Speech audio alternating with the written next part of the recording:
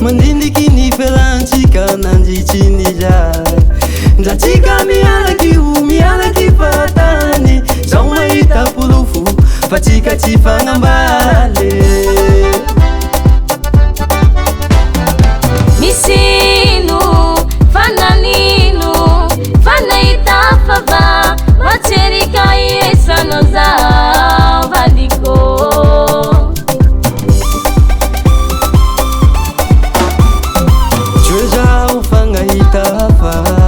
Falai manjeni chikala taluhan yali la chingi vita Lujita mijai ni yali devangi fukunulo Chineti tampchilani puticha mitribinani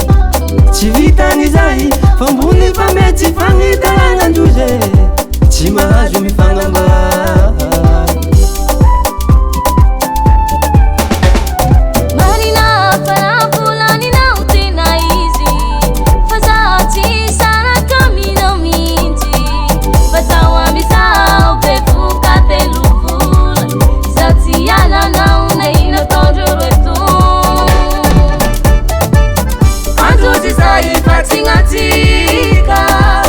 Antika ruarudi, vera la fitira, enga uwangi, zeana bataba, nitando chikaruwe, kifana mbali vita maria ze. Antuzi sai fatingatika,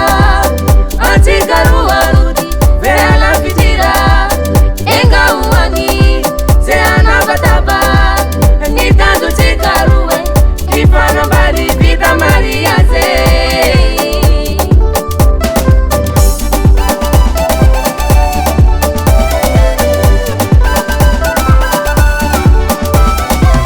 Majuto nai kushat fali fali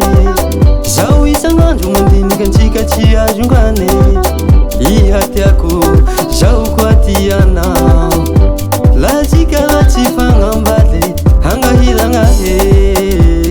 nene Majuto nai kushat fali fali